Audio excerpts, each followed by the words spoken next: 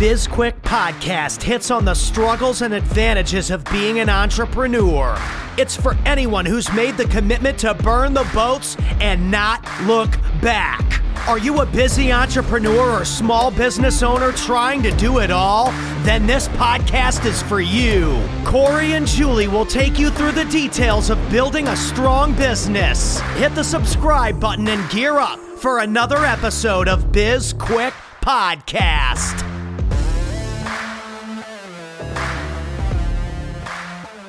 Hey, Corey. Why'd you say that so creepy? Was that creepy? That was creepy. That was not meant to be creepy. It was. Well, hey, Julie. Hey, Julie.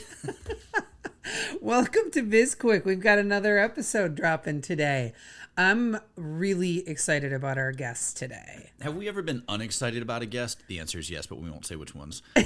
Yes, but this guest truly excited. So today we have Roger Wakefield, and if you don't know Roger Wakefield, then you haven't been paying attention to YouTube. Roger is a YouTube sensation, but what's weird is, like, he's got such a great story, and I don't want to spoil too much of his story, but he's a plumber. He owns a plumbing company out of Richardson, Texas, and his plumbing company is called Texas Green Plumbing, and he was struggling with sales, and so he went to a marketing conference. He put himself out of his comfort zone and went to this conference. He was the only person there in the trades industries, and he thought it wasn't for him, but then he really pushed himself and he started a YouTube channel, and he now generates more revenue from his YouTube channel than he does from his plumbing company. And his plumbing company is a 7-figure business. So that's pretty good. That is good, and it's one of the few instances where throwing marketing at a problem actually solves the problem. It solved it in a way, though, that I think he didn't expect. Yeah, exactly. Yeah. And it's it's not surprising at all when you look back on it, like, you know, with your 20/20 hindsight, because he's offering plumbing solutions, and plumbing is one of those things that it's not necessarily intuitive. Like, it's something you definitely have to learn, and it's not something that you pick up in school or, you know, whatever. Like, you have to, there's a lot of trial and error, and if you're doing it on your own, it's a huge pain in the ass. That's my least favorite thing to do. That's so weird. You literally just said it yesterday. I hate doing plumbing work. Yeah. Like, it's my least favorite thing to do around the house, because, like, electrical work, it's scary. Nothing in your house is really that dangerous, and you can't spill electricity all over the floor. Like, but you can spill plumbing all over the floor. Yes, you can spill water and wastewater and gross wastewater all over the floor. Yeah. And if you don't catch those little tiny leaks, like underneath your sink or whatever, you'll never notice it until, like, you know, your cabinets are rotted out. I'm pretty sure, and I might have the story wrong, but I remember, now this was before I was living in Virginia, you were upgrading your bathroom in your office. Uh-huh. And I remember hearing that you had to crawl under the house multiple times because of leaks or something, correct? Oh, yeah, because it's one of those things. And the same thing with my dishwasher when I was installing that, because it didn't have a disconnect or a way to turn the water off at the dishwasher, so I had to go to the street, turn the water off, come inside, make some adjustments, go to the street, turn the water on, come inside, find a leak, go to the street, turn the water off. And it's the same thing with when I was messing with the bathroom. It's like, do a fix, crawl into the house, see what happens. Something's broken. You know, it's not fixed. Whatever it is, it's a huge pain in the ass. Whereas, like, electricity either works or it doesn't work. Yeah, that's true. So as much as I would love to hear more about your plumbing woes, because, you know, I could go on for hours. I love story time with Corey. It's one of my favorite things. I do want to talk a little bit about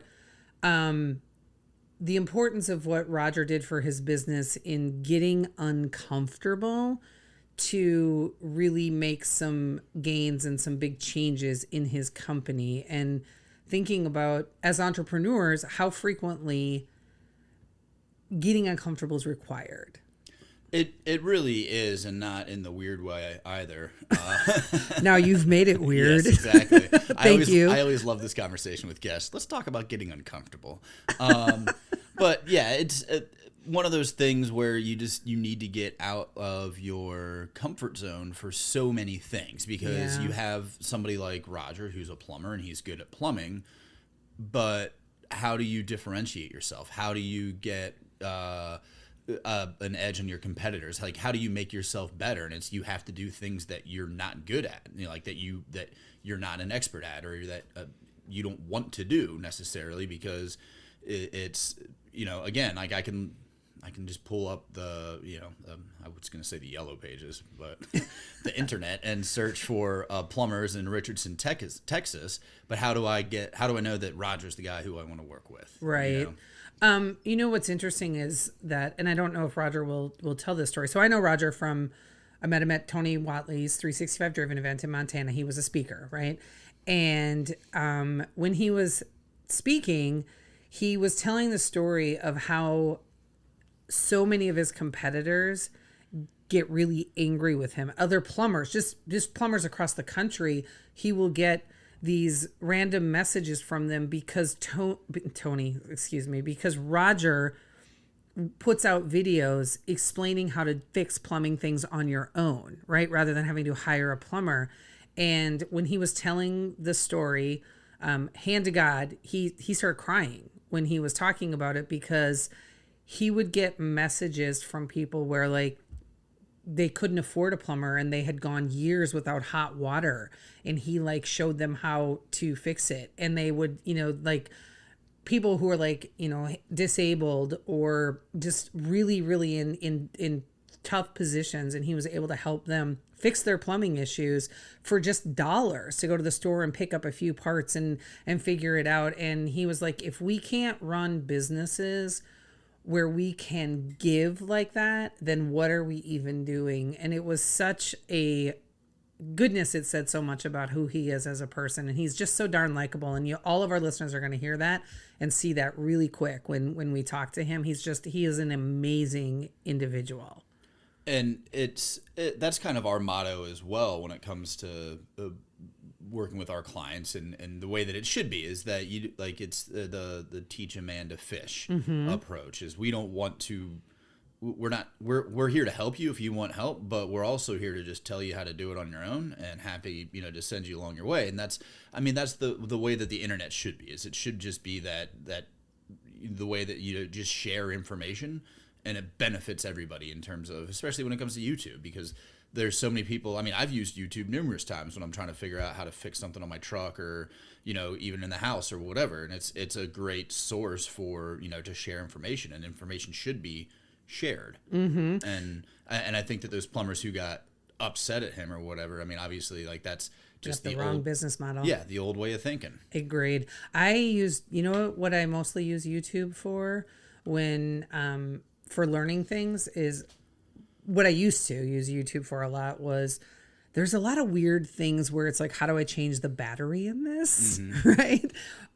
Or like, how do I reset the code on my garage door? Or just like random things like that, where it's like, oh, thank God YouTube exists so that I can just see it and go through it and get it figured out. Well, and the thing that blows my mind is that somebody took the time to create a video on how to change your battery in your, you know, DH-2 remote control. Yes, right, exactly. Because I used to for the batteries in your remote for your car, right? Your remote, like the fob. Yeah, the key fob. Oh my God, they're not easy to change sometimes. No. And so you're like, oh, how do I do that? And you know, it'd be like this. I got two options. I can call Corey, or I can look at YouTube. And I'm like, I'm gonna try YouTube first because Corey's just gonna laugh at me. Yeah, and I don't know why the dealer never made that list, but. Oh, I'm not going to call a dealer to ask that question. But you could call them. I could call them, but yeah. I mean, I would rather call you. Yeah, and I would laugh at you and say, "Hey, call the dealer." You would not. You would totally show me how to do it. I don't know how to do it. I've never changed the key fob and your. You know what you would do? You would look on the internet, find it, and then tell me how to do it. Yeah, or I'd just be like, "Hey, go look on the internet." Anyway, we have to finish up here because Roger's going to be joining us soon. So let's take a quick break, and we will bring Roger on here shortly.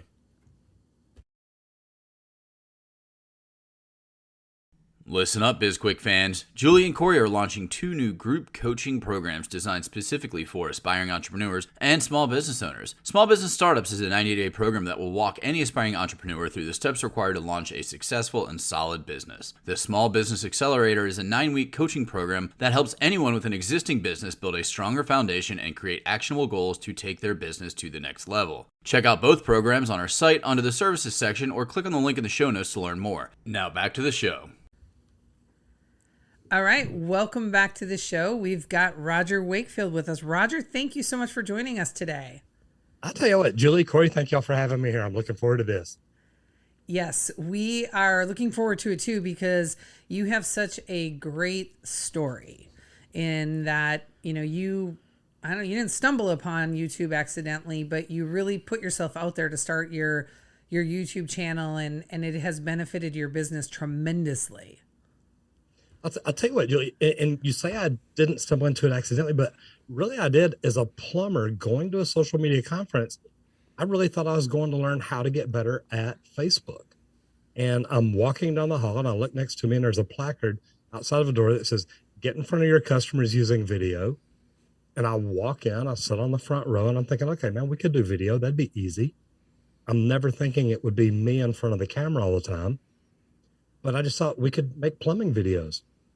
And when I sat down and they started talking about YouTube being the second largest search engine in the world, I shut my book and I turned around and get up and walk out.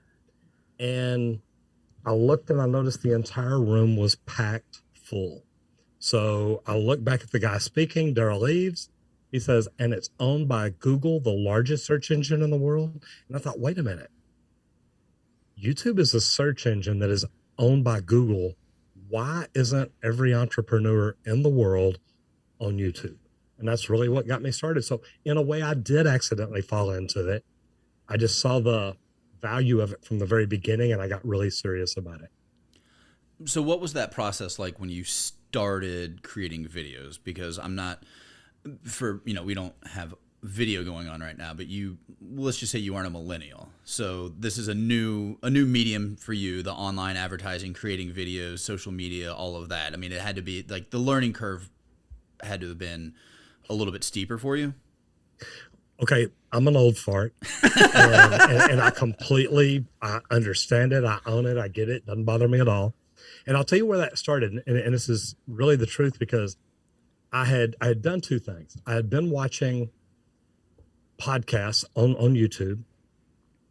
I'm part of a group that helps teach plumbers, electricians, roofers, and HVAC companies how to market their companies. But going to their conferences, when you go to learn about Google, what you're really doing is going to learn about a company that's trying to sell you their Google package. So I talked to Julie, my wife, and I said, Julie, look, I want to learn social media. And I was watching these YouTube videos every morning on the treadmill while I was working out. And there were 2 that really stuck with me. Number 1 was Michael Chen, the founder of Founder Magazine, interviewing Michael Stelzner. And I got to tell you, he interviewed him, and Michael Stelzner is talking about social media marketing world. And I said, Michael Chen, it's Nathan Chen, founder of Founder Magazine. And he's interviewing Michael Stelzner. Michael Stelzner is talking about his conference where they teach social media. They have speakers from around the world come in, and he's talking about how he's grown this conference. And I was just so intrigued by it, but I was listening too, because they're talking about social media. And then it was just a couple of weeks later, something like that. I'm on the treadmill one morning and Gary V is on. He's on stage and he's got the phone out and he's talking. He says, I don't care if you're 20, you're 50, or you're 70, you can do this. And I mean, I stepped off to the side of the treadmill, hit rewind on YouTube, and I listened to it again. 20, 50, or 70, you can do this. And I'm like, I'm right in the middle there. I can learn how to do this. When I walked into social media marketing world to sign up, and this is where it's getting outside of your comfort zone. I'm from Dallas, so I show up 2 hours early and the doors are locked. So I go eat breakfast. I mean, I'm out in California, I don't know why they don't get up as early as we do. Maybe something with time zones or something. But I show up 2 hours early. The doors are locked. So I go eat breakfast. I come back an hour early now, but the doors are open. So I walk in and say, look, I'm here. Can I go ahead and register? I've never been here. Young lady behind the counter, customer service beyond anything I've ever had. Is like, oh my gosh, yes, come on in. We'll take care of you. And she signs me up and she picks up her pad after I'm signed up and she says, okay, we're going to find some plumbers for you to hang out with. And she looks and she's like, there's no plumbers here. Who else would you hang out with? I said, anybody in the residential service industry, plumbers, roofers, electricians, HVAC techs. And man, she's like, okay, there's nobody here like you. And I'm looking at her and I'm like, okay, wow. And she looks at me and she says, I do not know who you're going to hang out with. And I just got a ear to ear grin because all of a sudden my whole world changed. And I said, look, don't you worry about me. I'm going to be good. And that's really where it started. I went to social media marketing world thinking I was going to learn Facebook because as a old fart plumber, that is social media to me. And here I do, I walk in and learn that YouTube is a place that I can communicate with my customers. And if I can get them to listen to me, I can eventually become their trusted advisor. So my whole thought process is, okay, we've got to start making videos.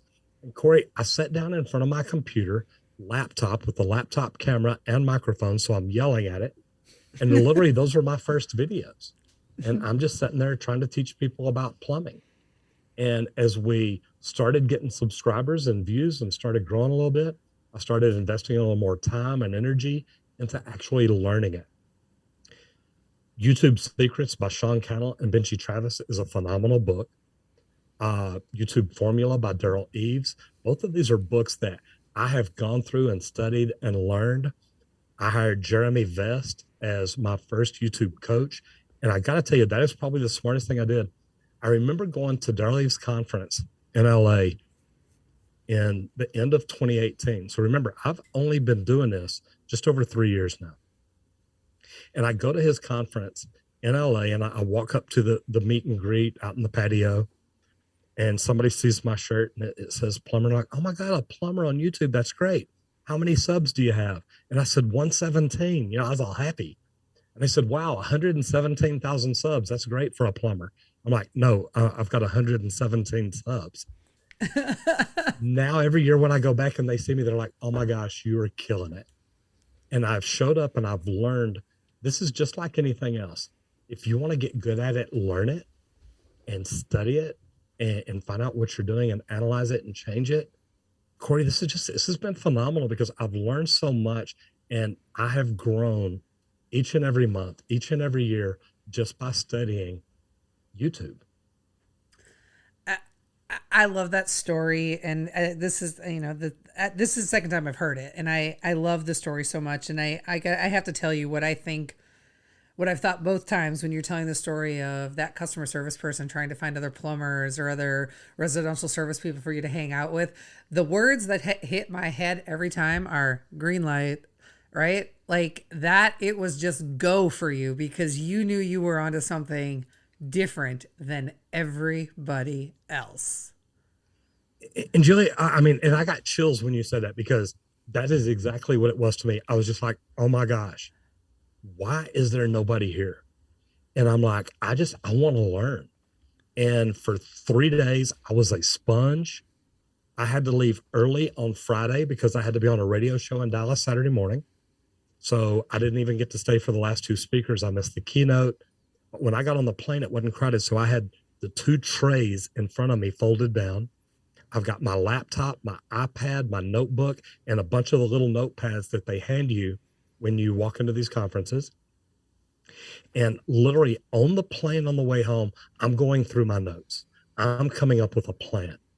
And Saturday morning, I got up and went to the radio show, went back to the office, stayed here till about 6 or 7 that evening. Got up the next morning. Julie and I went to church. I took her home. I came back to the office. I'm going through my notes again. And then Monday morning, I did something completely different. The plumbers came in and the plumbers left, but I did not let plumbing happen. As soon as they walked out, I grabbed Julie, I grabbed Will, my stepson, brought them into my office, and I said, we're changing our marketing, we're changing everything we're doing, and we're doing it right now. And we literally, I was on YouTube that day studying. Will went into his office. He started studying. What I did is I implemented immediately. And I think that most people that go to conferences, they come in, they write all these notes, they got all these great ideas. They walk back into the office on Monday morning and plumbing happens. And it's like, you know what? I've got to be a plumber. And then 2 or 3 days later, you forgot half of what you wanted to do. A week or two later, you're like, yeah, okay, man, I could never get back to that. And literally, I started implementing as soon as I walked out of that door in San Diego and got on a plane. And every time I speak, I tell people, look, whatever you do, whatever notes you take, follow up as soon as you get home. What can I start? What can I do right now? Because if you'll do something that makes a difference in your business, in your life, in the way you look at it, whatever it is, if you can see that little change, what else can you do after that? And you just keep going. Yeah. I went to a conference a couple of years ago and was just inundated with information and didn't really take action at all and forgot everything that I learned. But when I went to like Tony's conference in June, action, it was immediate action. Every day I would be like, what can I do? What can we start to implement? And I can remember like even calling Corey and be like, we're going to be making some changes when I get back, because there's some really big learnings in here. And that action is so important. And sometimes it feels really scary and uncomfortable because you're not an expert in it yet, but it's that action is key to making the changes you need for your business. And I love that. Even at that conference, and of course, we're talking about Tony Watley, 365 Driven. When I wasn't speaking, I'm in the back taking notes like, oh my gosh, why aren't I doing this? Sorry about that, Corey. Go ahead. No, man. that's fine. But I was just going to say that's one of the things that the commitment you made to we're not plumbing today is something that it's hard for business owners to make that commitment, because I need to make money, but they need to realize that if you stop and you take action upon whatever it is that you learned, or change your marketing, sales strategy, whatever it is, that you're going to make that time back in tenfold, whatever it is, in terms of like the additional revenue that you're going to bring in. Well, and that's a great way to look at it, because when I talk to people about doing this, time is the biggest thing, Corey. It's always, I don't have time to do that. I don't have the people. I don't have the resources. Corey, I started with a laptop computer that I had. I came in an hour early because I knew I wanted to do research. I wanted to make a video, and I wasn't even editing at the time. It's literally just shoot a live video and post it, and boom, there you go. And I knew nothing about YouTube, but I started learning after that. And once I realized, hey, look, I can be dedicated. I can put in time and I can do this. I called different people, and it's like, I need a coach. I need somebody to teach me. I need to learn more. And I love the people that tell me time is their biggest factor, because the little bit of time I invested has turned this into its own revenue source. And that revenue stream is phenomenal. And it's just, man, if I wouldn't have spent the time, I would still be plumbing every day. And I would get up every morning and it would be nothing but plumbing. And it has completely changed my life. Let's talk a little bit about revenue, right? So you were very transparent with us in Montana at Tony Watley's event on what YouTube has meant to your business. So how different does your business look today than it did 3 years ago before you walked into that social media marketing conference? Well, and first of all, we'll start off by saying which business, and I'll talk about both of them, because I've got the plumbing company, but now I've got a full service marketing company. And it starts off, the plumbing company. At the time I walked into that conference, and this is one of the things that I tell people, is when I walked in that conference, I was going to learn to make my phone ring. While I was at that conference, my phone started blowing up. And literally, I walked outside between sessions and I look and I call back. It's my wife calling, Julie. And she says, I'm calling to let you know we will not be in business when you get back. And I said, what do you mean? And she said, the phones aren't ringing. There's nothing happening. We've got bill collectors calling. Nobody's paying their bills. We will be shut down by the time you get back. And I said, look, call the people that owe us money, talk to them, tell them we've got to collect something. I said, look, you understand I'm at a conference. This probably isn't helping a whole lot. And I walked back in, and of course now I am focused. I'm dedicated. Look, I am going to learn this. And you go to a conference to make a phone ring. You just don't want it to ring that way. But at the time that we were there, we were probably spending $3 or $4 grand a month on Google Ads, which is a plumber. Plumbing is a very high pay-per-click word. I think at the time we were paying $150 per click. So if you think about it, 4 clicks is $600, which is about our average ticket. And 1 out of 5 people, 1 out of 5 clicks actually ends up booking a call. So we were even losing money on that. But we kept spending the money to make the phone ring. Nowadays, our phone rings quite a bit.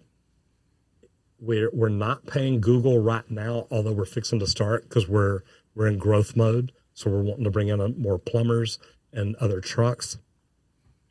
We went from paying Google, like I said, $3 or $4 grand a month. Now they pay us 20 to 50 grand a month based on people watching. Because like I said, Google owns YouTube. So when I get a check, it's from Google. That's a nice turn, right? Yeah. It's not a check. They just deposit it straight in my account. They don't even make me drive down to the bank or anything. It's kind of nice of them. Yeah, I mean, it would be a little more satisfying to get one of those giant foam core checks every month from Google, but Absolutely, just to dance out in the street with it. But I mean, think about that. Our revenue stream for the marketing company now is about 10 times of what we were paying Google every month. So when people tell me I don't have time, I tell them you just don't understand.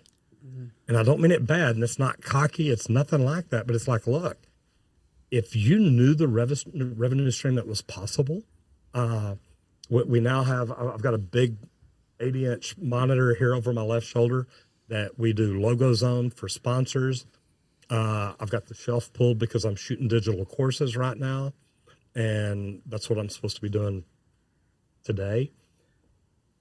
There's so many different opportunities now from walking into a social media conference and walking in with a completely open mindset.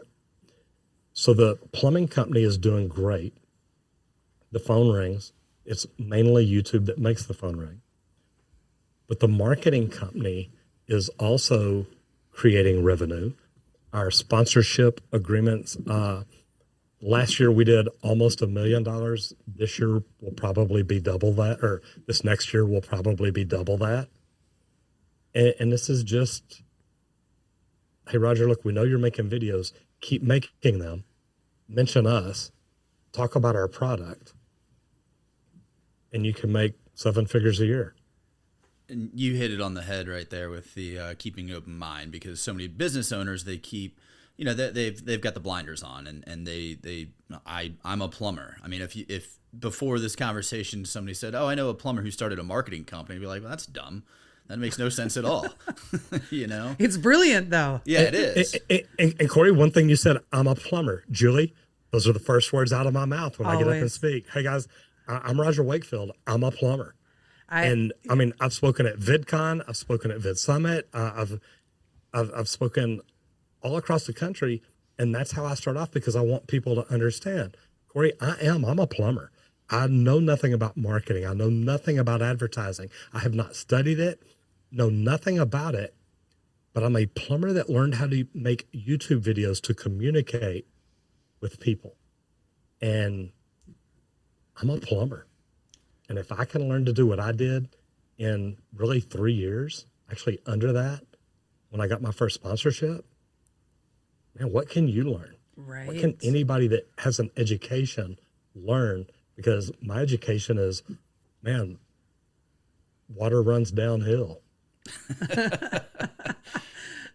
That's funny. Yeah, and I appreciate the sentiment. You might want to keep it under wraps to your marketing clients that you don't know anything about marketing. But I do want to ask you a question. It's a slight shift in topic, but only ever so slightly.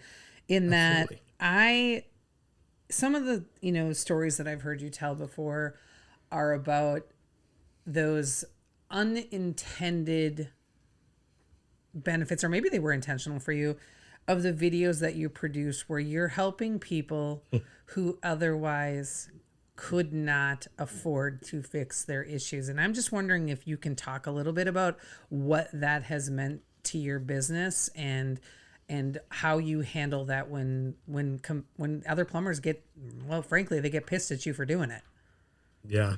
I get messages all the time from other plumbers asking me why I'm taking money out of their pockets. And it's like, look, you know what, and luckily I'm in Texas. The laws in Texas are, if you're a homeowner, if it's your registered homestead, you can do anything I can do in it. You just need to get it permitted, inspected. You need to do all that. And it's to protect you as the homeowner. Mm-hmm. And, I'm also a certified HVAC technician. And I remember being in class one day, and we had an instructor named Professor Bill. He was a substitute. And he says, so what's Tony supposed to be teaching y'all today? And it was the boiling point of refrigerants. And he said, yeah, you know what? Tony can teach y'all that tomorrow. He said, we're going to talk about customer service. He said, the one thing I want to tell y'all, he said, there are people in this world that can afford to pay you what you charge so that you can afford to take care of the people in this world that can't afford to pay you what you charge. And I was listening, and I looked around the room, and there's a lot younger people than me. This was 10 years ago or so. And I'm like, guys, look, Professor Bill, will you say that again? And, with my YouTube videos, and look, I'm blessed to be able to do the things I do. I've taught people how to get their water turned back on, how to fix things, how to one of the really good ones was the one that, man, just tears me up. A manufactured home, the guy had a leak under it, and the house shifted, the water heater fell out, different things happened, and he just turned off his water. His neighbors got together, after a few months, turned off the water to his house, leveled it up, put the water heater in, fixed whatever leaks was under it, and helped turn the water back on. And I get a message after probably about 3 more months where he says, look, after watching your video, and he tells me a story about, I didn't have water for months. My neighbors helped level the house, put the water heater in, then I didn't have hot water for months. And I stumbled across your video about how to change out a burner assembly on a water heater. And I called the manufacturer, I ordered the parts. He says, by the way, I'm disabled. And I learned how to fix my own water heater from watching your video. And I just want to say thank you, because I haven't had a hot shower in 6 months.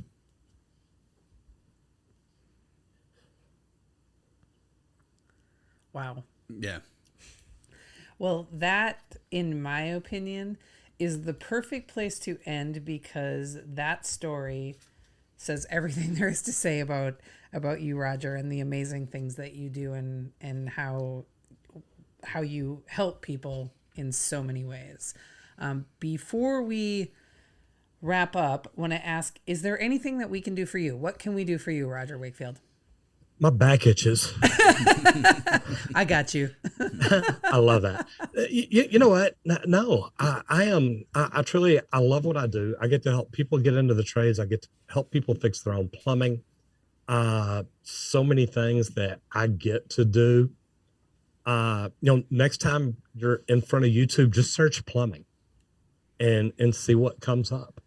And if you see a good looking old fart with a big thick mustache, click on it, subscribe, watch some videos, tell me what you think. And that's really about all it is. I get to have fun living an amazing life. Well, we can do that for you, and so can our listeners. Yeah, and if they want to go a more direct route to find you, how can they do that? Connect with me on LinkedIn. I love connecting with people. I put out great information to help them learn about growing their business, help them learn about social media. You can just go to LinkedIn, look for Roger Wakefield, and send me a connection request. As long as I don't think you're trying to sell me insurance 3 times a day, every day, I'll happily connect. It's, I love helping people, and I've learned a lot of things that I think a lot of people should know. And I love sharing that information. Awesome. Well, thank you, Roger, and thank you to our listeners, and everything that you need to know and how to, in terms of connecting with Roger, will be in our show notes. Yes, and if you want to work with us, you can connect with us directly on our website, sppace.com. You can also find us on LinkedIn. We are on Instagram, Facebook. We have a TikTok channel now, and we're on YouTube. Not quite as popular as Roger, but we are on YouTube, and we quit Twitter. We quit it. That's it. I said all my lines. It's your turn. You can reach out to us on sbpace.com. I feel like I already said that. No, you didn't. Download and rate this podcast, subscribe, give us a review, and reach out to us about any topics, or if you want to be a guest on the show, you can do that on the website. Hey, we wrote a book. It's called Seriously, Now What? A Small Business Guide to Disaster Preparedness. It is an Amazon #1 bestseller. It comes with a digital download workbook that has lots of great exercises in it to build a strong foundation for your business. And if you've already bought the book, go over to Amazon, rate and review it, and tell everybody how much it helped your business. That is it for today's podcast. I'm Corey. I'm Julie. And this was BizQuik, helping small businesses across America.